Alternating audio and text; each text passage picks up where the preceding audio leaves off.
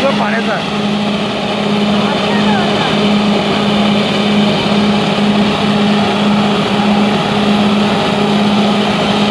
जाते